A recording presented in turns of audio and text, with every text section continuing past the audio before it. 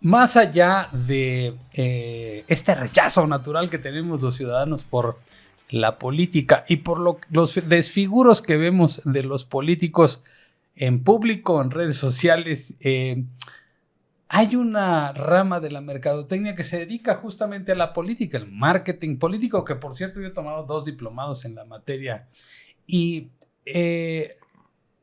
quiero ver desde esta perspectiva del marketing político lo que ha estado ocurriendo en los últimos días en el asunto de las campañas, pero específicamente lo que tiene que ver con los debates.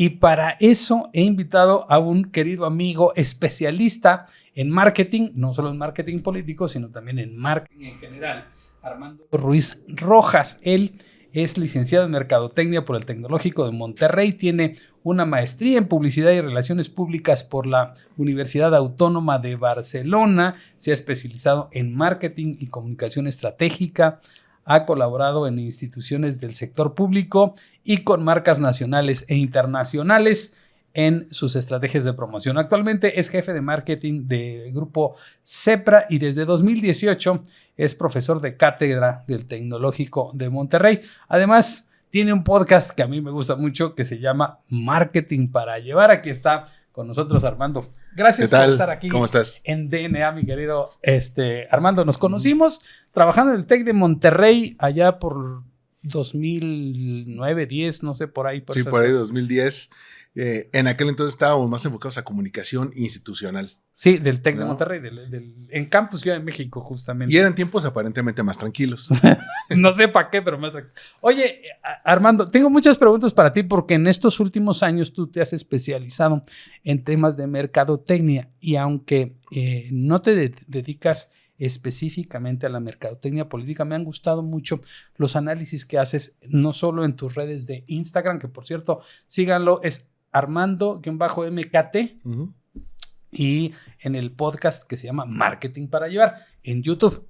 Me llama mucho la atención cómo los políticos asumen la mercadotecnia y tratan de venderse a veces como si fuesen productos. Hay dentro de los parámetros de la mercadotecnia la venta del político como si fuera una lata de verduras. Por supuesto, mira. Hay que tomar en cuenta que en marketing hablamos mucho de marcas. ¿Qué es una marca? Muchos creen que la marca es el logo, son los colores, es el nombre del producto que eliges.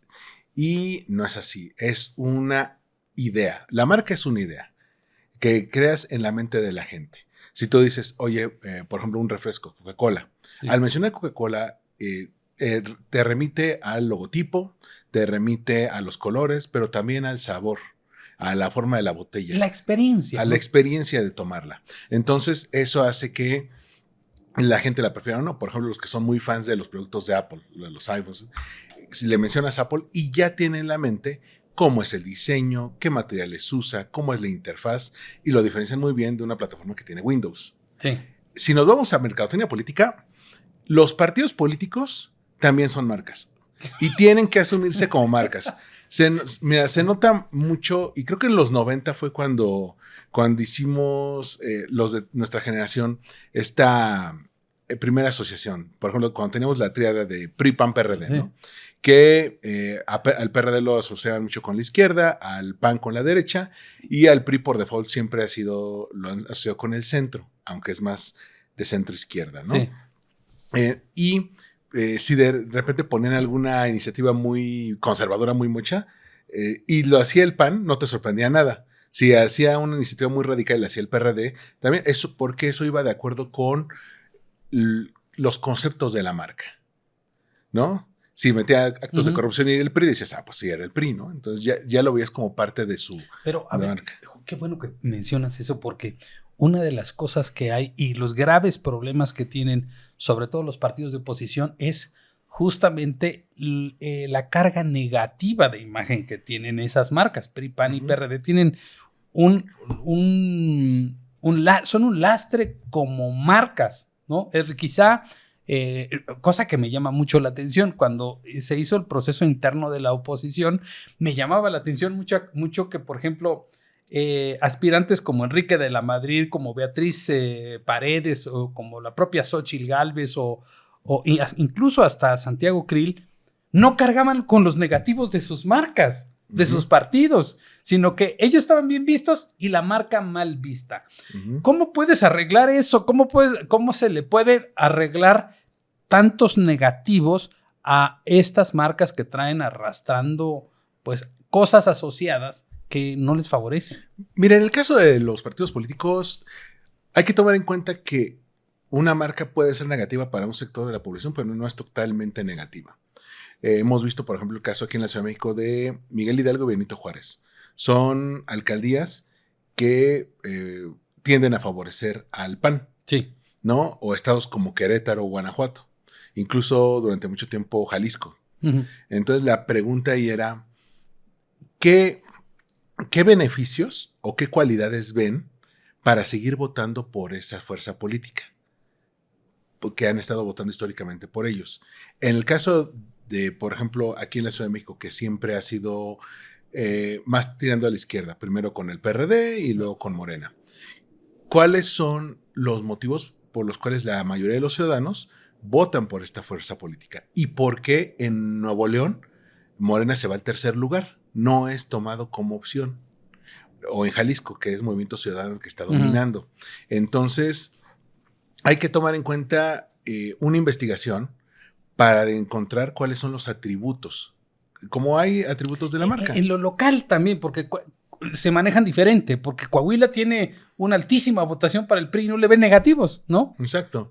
Y hay que tomar en cuenta la idiosincrasia de cada lugar. En este caso, creo que es algo que les falta ver. Sí, nos enfocamos mucho en los negativos, pero no nos enfocamos en las cualidades. Cualquier marca tiene una cualidad, ¿eh? Si dijeras, oye, una marca es buena y todas las demás no tendríamos, por ejemplo, el mercado de las hamburguesas. En el mercado de las hamburguesas tienes 40,000 marcas, ¿no? Sí. McDonald's, Burger King, Carl's Jr., Wendy's.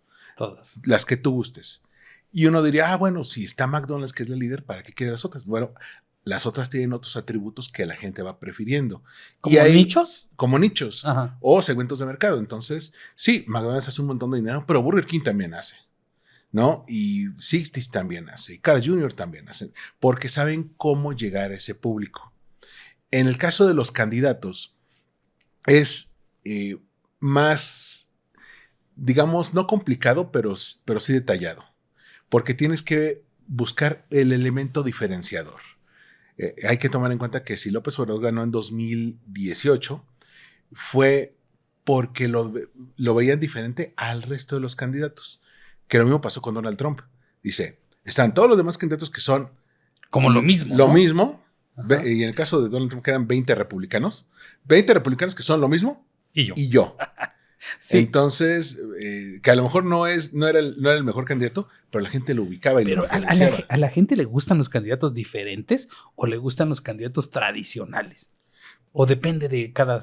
Va a depender de muchos aspectos. Por ejemplo, cuando estamos ante periodos de crisis económica, política, de seguridad, la gente se va a ir más a lo tradicional porque les da esa sensación de seguridad. Por eso en 2020 ganó Joe Biden. Joe Biden no era un político disruptivo ni radical, no era ultra de izquierda. No era Milley. No era Milley, pero era un político tradicional. Después de los 4 años de locura de Trump, lo que querían era regresar a la tranquilidad. Y ahora que, digamos, ya están en otro aspecto, dicen, igual le volvemos a dar una oportunidad a Trump, pero hay otros que dicen, no, a mí me fue medio bien con Biden y por eso están esas pugnas de que todavía al momento de grabar esto no sabemos quién va a ganar.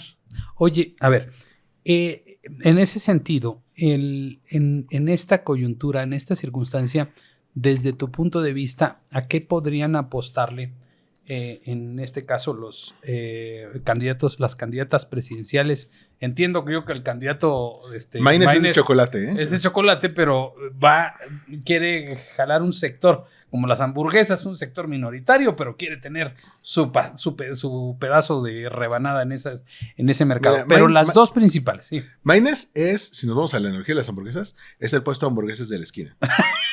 O sea, pero a muchos les gustan los puestos de hamburguesas de la esquina. Por supuesto. Mira, nunca le va a ganar a McDonald's, nunca le va a ganar a Burger King, pero tiene lo suficiente para vivir y mantenerse y darse una vida decorosa. Sí. Lo mismo pasa, Movimiento Ciudadano nunca ha buscado gobernar el país. No, es de nicho. Lo que buscan es seguir recibiendo dádivas para seguirse manteniendo. Ok, pero tienen buena mercadotecnia. Porque yo te lo juro, no la he escuchado, porque detesto ese tipo de mercadotecnia, pero la canción he visto en redes que se habla mucho de ellas, de ella, que está en Corea, de la canción de Maynes. No sé cómo va, pero porque a propósito le he puesto silencio cada vez que veo algo por el estilo. Pero entiendo que ha tenido mucha repercusión, como la tuvo también cuando la de Yagüi en el 2018. ¿Eso favorece a la marca? Pues mira, los jingles, en este caso, porque el famoso movimiento naranja de 2018, el de Celebremos Nuevo León de 2021, estos jingles que Movimiento Ciudadano ha dado, se han sabido diferenciar, primero porque en una época donde casi no usan jingles, ellos lo usan y lo aplican bastante bien, lo hacen un hit viral. ¿Da votos? Sí, tristemente sí. ¿Por qué? Va a haber mucha gente que no está politizada, que no hace de la política parte de su información diaria. Incluso que va a votar porque siente que tiene que votar, pero no es alguien que se informe del escándalo de corrupción del candidato o del mal gobierno de algún otro, si el otro metió a sus hijos al Tren Maya, no. Pero al momento de votar van a decir, voy a ubicar a aquel que me cae bien. ¿Y qué forma de caer bien? Pues puede ser con una canción, ¿no? Algo que se te quede pegado. En este caso, los jingles le funcionan muy bien a Movimiento Ciudadano, más no es garantía de que les funcione bien a otras fuerzas políticas. Por ejemplo, ¿quiénes han usado jingles históricamente? El PRD, por ejemplo. El PT lo ha llegado a usar. En el 2000, el entonces candidato del PRI, La Bastida, utilizó a Juan Gabriel para que hiciera un jingle. Ni Temo, ni Chente. Francisco va a ser presidente. Sí, para que vean si funciona. Búsquenlo en YouTube, es muy bueno. Entonces, ahí está uno de los detalles. No te garantiza una herramienta el que puedan llegar a ganar. ¿Vale? Igual que se te quedan en la cabeza, pero no sirven para un carajo, ¿no? Sí, por ejemplo, ahora estamos viendo que es probable que en la alcaldía de Nuevo León Mariana Rodríguez no llegue a ganar. Pero vamos a la pregunta que me hacías. ¿Qué tienen que ajustar las candidatas en cuanto al tema de branding? El caso de Claudia Sheinbaum es curioso porque su branding depende de otra marca. Depende de la marca López Obrador. Entonces ella constantemente se ha vendido como una extensión, como una continuación de AMLO, como la hija predilecta, como aquella que le va a dar continuidad. ¿Cuáles son sus ideales? ¿Cuáles son sus preferencias? No lo sabemos. ¿Tiene atributos? ¿Promueve atributos o todos los asocia Andrés? Mira, por ejemplo, ahora que se ha asesorado mucho en comunicación, el que le hayan construido esta imagen sobria, ¿no? Que al no conocer, por ejemplo, alguien de Coahuila, de Chihuahua, de Mérida, quizá no conozca cómo fue la gestión de Claudia Sheinbaum, pero puede ver por la imagen, oye, pues alguien que se viste de traje sastre, que le alaciaron el pelo, que le alaciaron el pelo, eso es una cosa que me llamó la atención. De eso sí leí que el asunto del cabello lacio tiene que ver más con la elegancia y con... Sí, ¿te acuerdas que hubo un polémico texto de Guadalupe Loaesa que lo mencionaba? Ella tomó como referencia a una tiktokera que le encuentra como Nena Monstruo, que es, me parece que se llama Magali Magaña. Ajá. Y ella hacía un recuento de cómo en décadas recientes se asocia más el cabello lacio con lo formal, incluso con un estatus económico alto, mientras que el cabello rizado lo relacionaban más con, por ejemplo, alguien más creativo, alguien más libre, no necesariamente alguien más ordenado, informal. Más informal. No quiere decir que esto sea verdad, ¿vale? Porque van en nosotros. Pero tú lo has visto en las telenovelas. En las telenovelas, los ricos, ¿qué traen? El pelo lacio. Pero si nos vamos a los años 70, cuando todo el mundo tenía sus permanentes, Verónica Castro y todos, las clases altas tenían el pelo rizado. Es decir, van cambiando conforme pasan las décadas. Hoy en día, por ejemplo, en este look corporativo, tener un traje sastre da una sensación más respetable que alguien de Guayabera.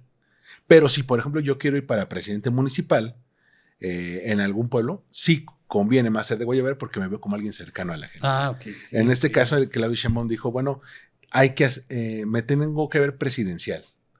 Y incluso estos detalles, por ejemplo, que han tratado de esconder o no mencionar que ella es del pueblo judío, por ejemplo, en esa famosa entrevista con el escorpión dorado, que después van a la oficina y en el escritorio tienen una imagen de la Virgen de Guadalupe. Esos cosas que van sembrando para ganarse al público que es mayormente católico. Y eso ya lo sabía López Obrador en 2018. Por eso el partido se llama Morena y por eso se registró ante el INE el 12 de diciembre. Claro, y él salió como candidato el 12 de diciembre también. Exactamente, son símbolos muy poderosos. En el caso de Xóchitl Gálvez, tiene una de las ventajas, y creo que fue lo que le ayudó a ganarse la candidatura, que es muy de sangre liviana. Se puede ver alegre, pues se puede ver dicharrachera. Incluso la parte de los huipiles. Sí, eso me interesaba. El que utilice los huipiles junto con el nombre Xóchitl y que la otra utilice trajes sastres con el apellido Sheinbaum, dices, oye, entonces ¿quién es la de derecha y quién es la de izquierda? Exacto. O sea, parece como el mundo al revés. Pero, a ver, le favorece a Xóchitl los huipiles porque en el debate todo el mundo esperaba que Xóchitl saliera de huipil y salió de un traje sastre blanco. Ajá. Que más bien la hacía sentir incómoda. Es que ese es el asunto, por eso es muy importante que haya ensayos. Sí. O sea, no es solamente ensayos de siéntate aquí, te vamos a grabar. Es prueba de vestuario, que desde antes vean cómo te vas a ver sentada, de pie, caminando, saludando. Que, oye, quédate 15 minutos sentada ahí para ver si después de 15 minutos ya no te sientes incómoda. Esos son detalles que tienen que ver. Sí, si bien Xóchitl, y esto lo mencionaba en un análisis en TikTok que luego tuviste, cromáticamente se veía como digamos, más pura, ¿no? De blanco, en contraste con el azul tipo pan de Maynes, sí. Y el guinda de Claudio Sheinbaum, digamos que tú la veías en la televisión y como que brillaba, ¿no? Era un volado, porque si el fondo hubiera sido blanco, se perdía ella. Acuérdate lo que pasó en el famoso debate de los 60 de Nixon contra Kennedy. Sí, pero a ver, es que yo no puedo creer, Armando, que tú como académico y como especialista en marketing tengas la capacidad de ver de manera tan natural eso y unos asesores especialistas en marketing político no tengan la capacidad de ver esas cosas de un lado y de otro. Es que hay un problema importante en el marketing político cuando estamos hablando de candidatos y cuando estamos hablando de gobernantes, los egos. Ah, caray. No me y digas. Cuando estamos hablando de egos, en el caso de los candidatos no son solamente los egos de la candidata, son los egos de los dirigentes de los partidos, son los egos de los que son coordinadores de campaña que a lo mejor fueron secretarios de Estado o fueron legisladores y como ya pasaron por tantas guerras, creen que lo saben todo. Y dicen, no, es que tiene que ir de traje sastre. ¿Y quién dice? ¿A poco el código de vestimenta era necesariamente de traje sastre? No es mejor. A ver, el mayor atributo, por ejemplo, en este caso de Xóchitl Gálvez es su naturalidad, su autenticidad y su capacidad de improvisar y de resolver sobre la marcha. Si tú la sujetas no solo a un formato acartonado, también a una vestimenta, una preparación, me imagino yo, que hace que no se sienta ella natural, no está, digamos, en su punto para lo único que importa, que exprese sus ideas y que se pueda desenvolver. Exacto, bien. Porque no te estás enfocando en las ideas que estás debatiendo o en los argumentos que tienes que presentar. Tu mente está en, ay, cómo me pica esto, cómo me incomoda. Vamos a tomar el antiejemplo de esto. Gabriel Boric, de Chile. Sí. En los debates, su contrincante llegaba perfectamente trajeado. Pues porque venía del sector empresarial, todo eso. Gabriel Boric, que fue líder estudiantil, llegaba literalmente en mangas de camisa. Llegaba sin corbata, hubo una especie como de mesa redonda donde llegó arremangado, ¿no? La gente lo vio bien. Se veían los tatuajes en los brazos, por ejemplo. Lejos de dar una imagen de desfachatez, daba una imagen de autenticidad. Se veía cómodo. Ya una vez que fue presidente, ya retomó los trajes. Pero lo importante es que digan, esta persona se ve cómoda y se ve honesta. Ajá. Y aparte, como bien mencionas, la ropa también influye en cómo nos percibimos y en cómo vamos a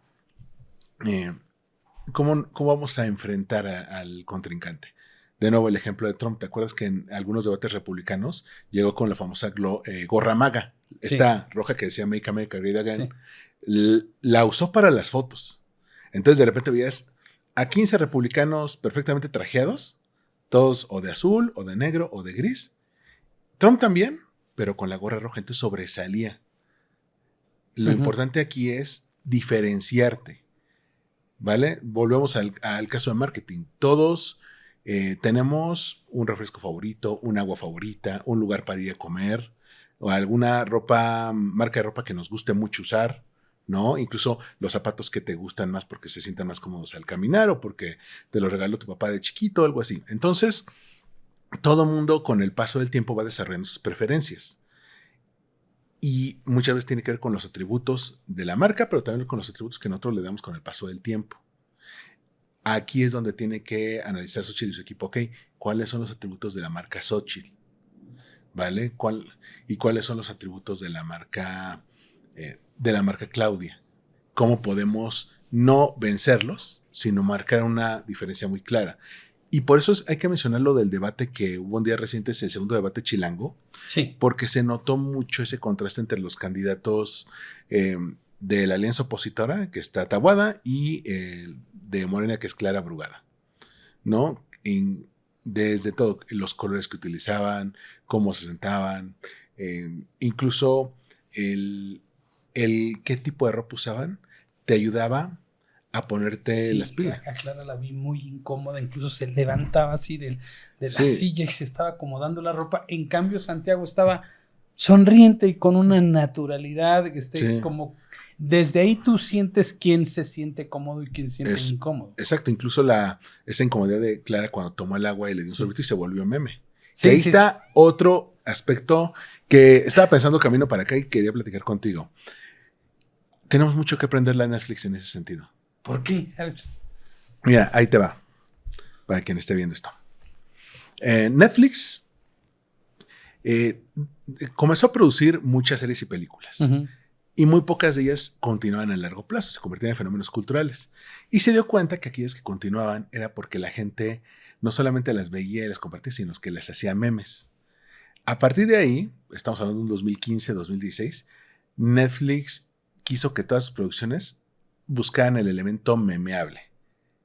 Si te conviertes en meme, es más fácil que la gente te recuerde, que diga, oye, ¿esto dónde es? De tal serie. Ah, pues igual la voy a ver.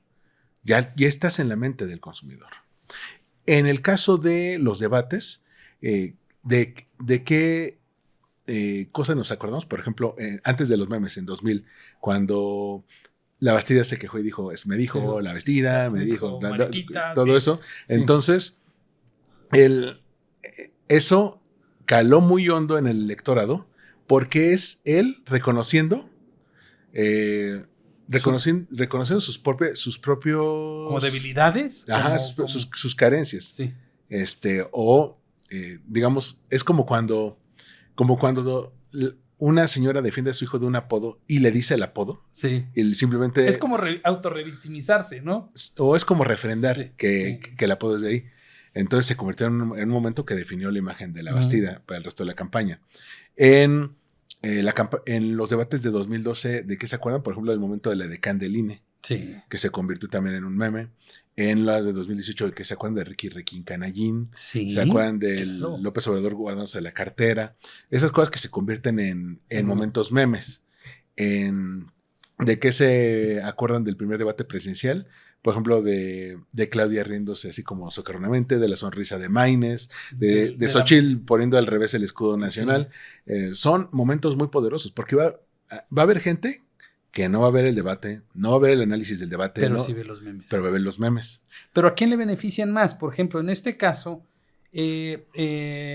Claudia Sheinbaum, Clara Brugada sacó una cartulina que decía Taboada miente y le cambiaron el miente y le pusieron Taboada jefe de gobierno o algo así. No, y aparte estaba muy mal hecha porque era una cartulina enorme con una letra muy chiquita. Y, Entonces, muy ya grande, tienes... y entonces la tapa a ella y le pone Taboada. Ese Taboada es lo que más se ve. Sí, ¿qué hubiera pasado si ella hubiera sacado la cartulina con una letra enorme y la pone enfrente de su micrófono y la deja ahí 5 minutos?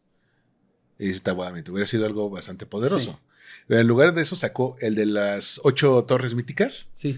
Que tú lo ves desde lejos y dices que son puros, son trenes. ¿Qué es la torre mítica? No, la torre mítica está aquí por el sur de la ciudad, pero no es algo que todo el mundo maneje como algo...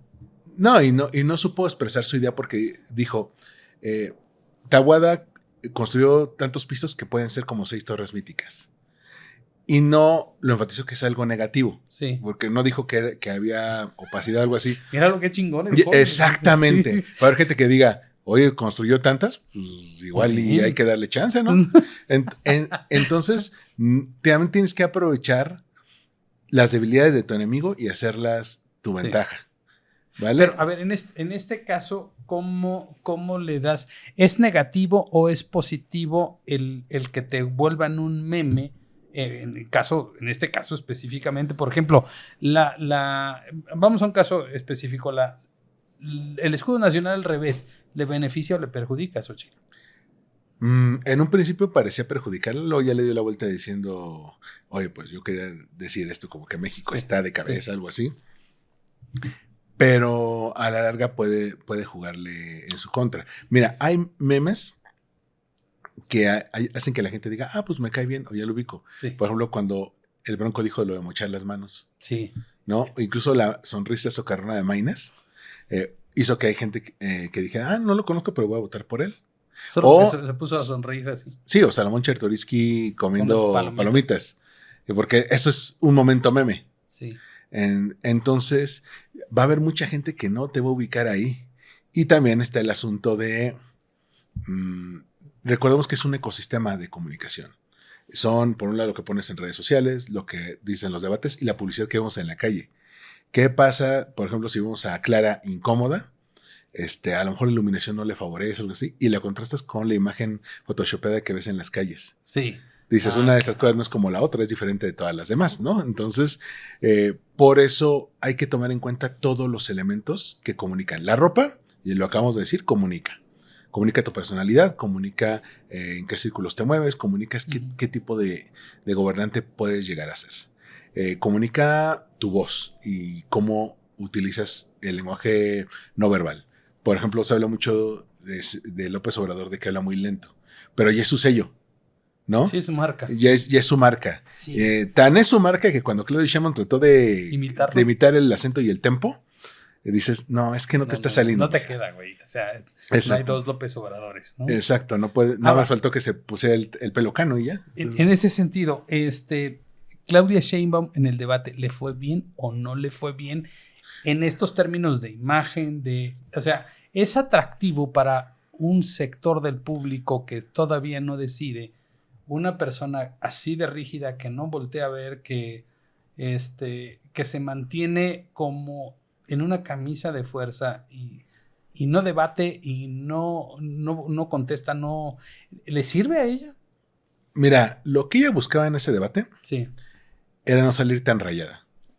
Cuando tú eres parte del partido en el poder y buscas refrendar, tienes mucho de qué defenderte, porque muchos escándalos no dependen de ti.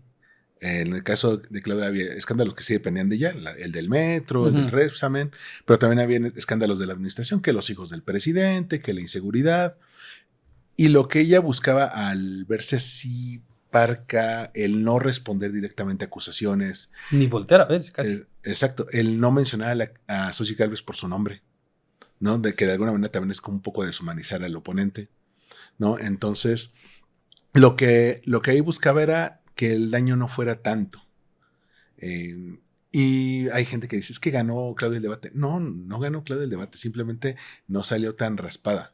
Y Xochitl, en este caso, no fue tan incisiva, porque pudo haber dicho, te estoy preguntando, ¿no? Y creo que todos tenían tan su acordeón de las acusaciones que por estarse acordando de que tenían que acusar al otro, se olvidaron de que tenían cámaras enfrente y que los podían grabar y que podían tomar esos aspectitos para futuras ocasiones. ¿Qué recomendaciones le harías tú como profesional del marketing para el próximo debate de este domingo, el próximo debate presidencial? Cuando menos decir, oye, vean el debate, por ejemplo, lo que viste de Chile, o vean el debate.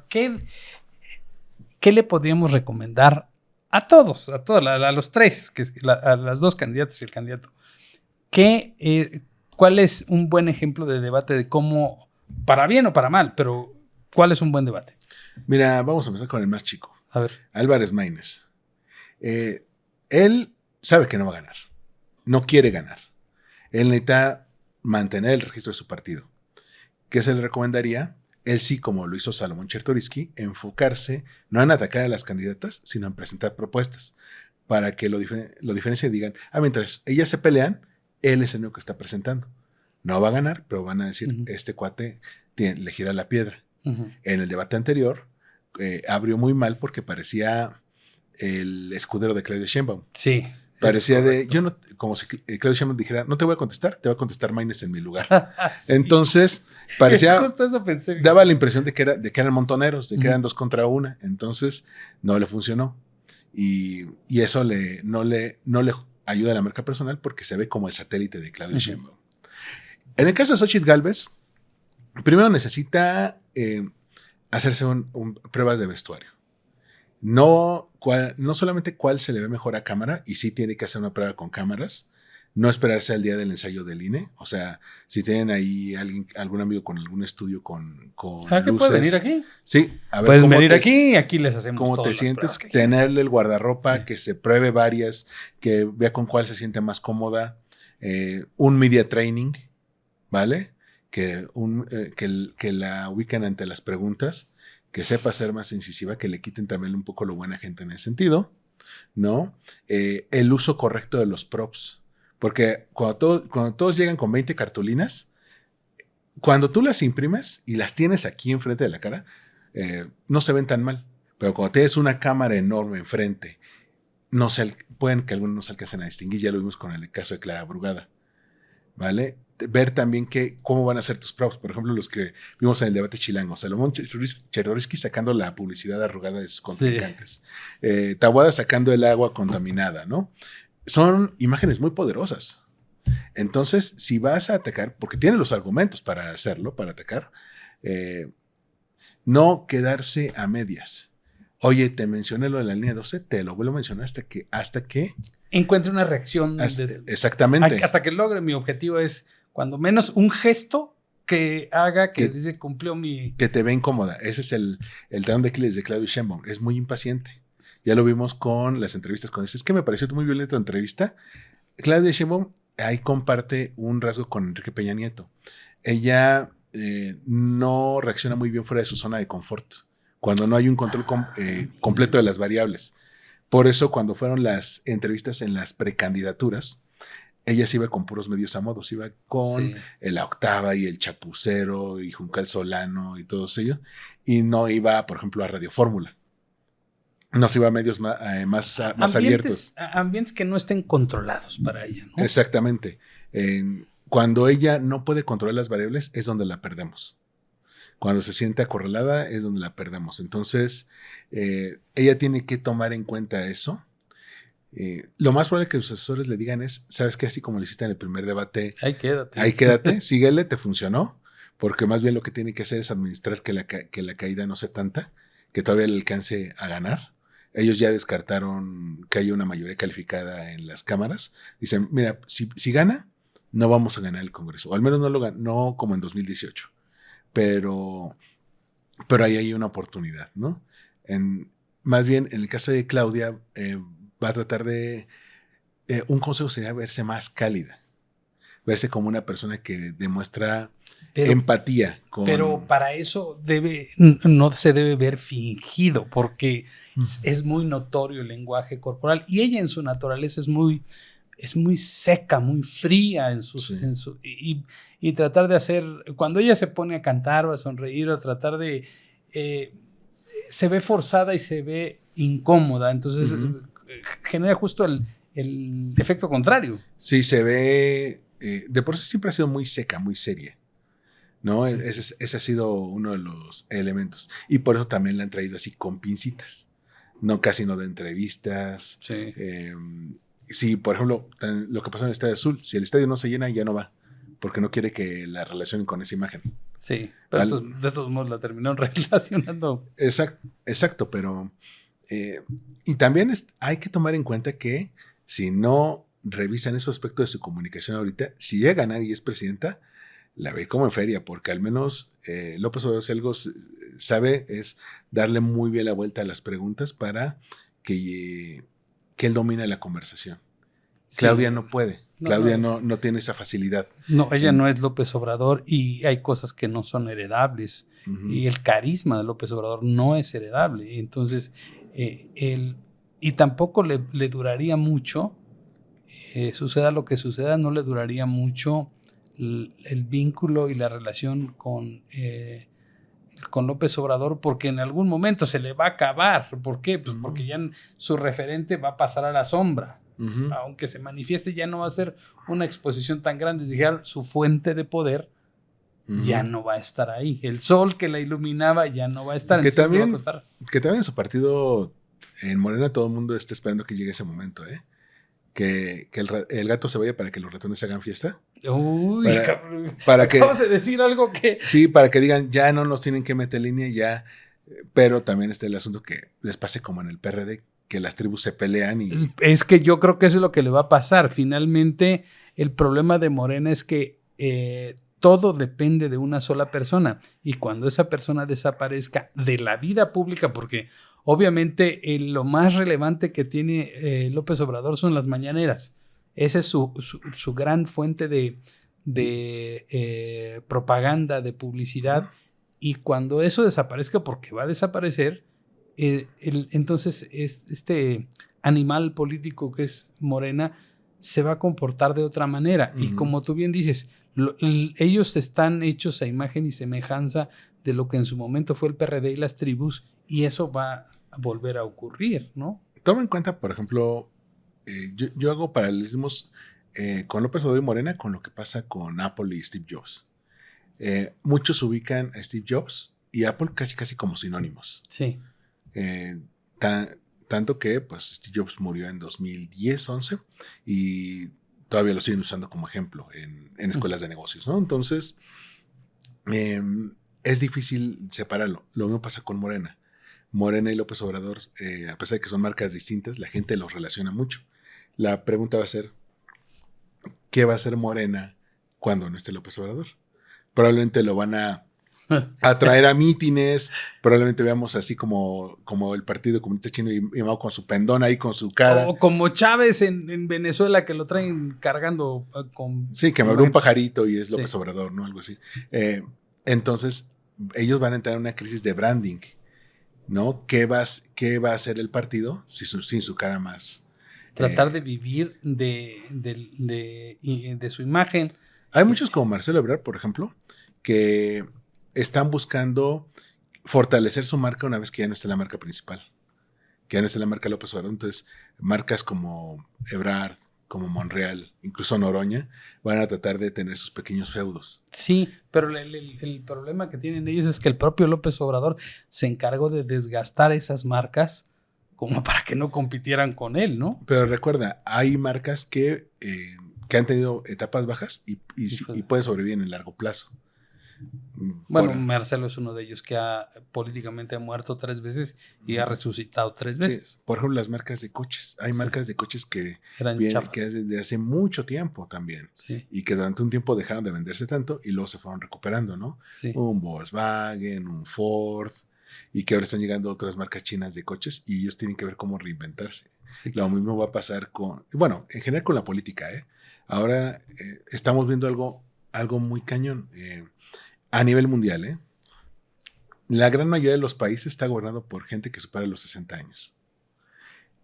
En un mundo donde las generaciones que están conformando la mayor parte de la población, más de la mitad, son centennials y millennials, es decir, de 45 para abajo.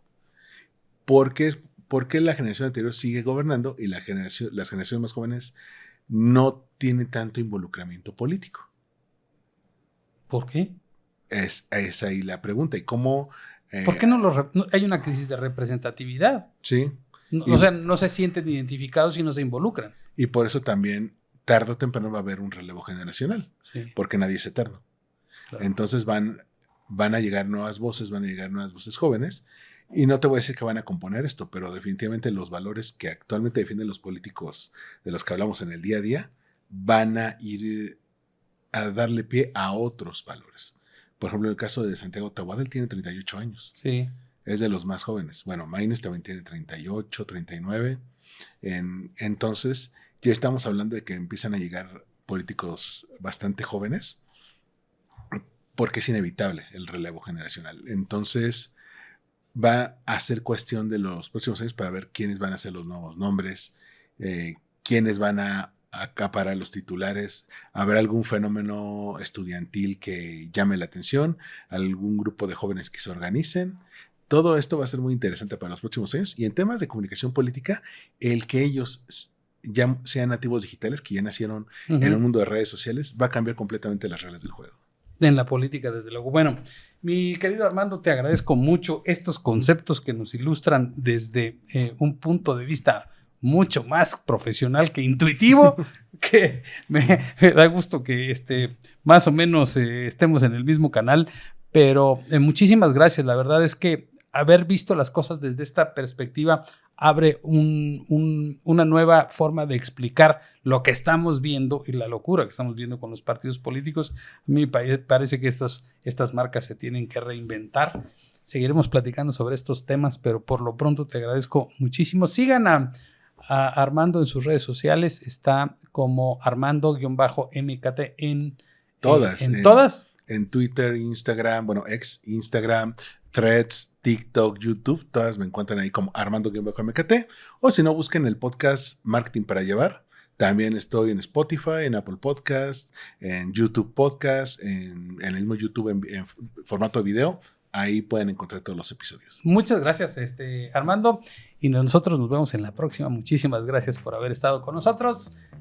Pónganle like, compartan este video si quieren patrocinar, ya saben. Y gracias, nos vemos en la próxima. Bye.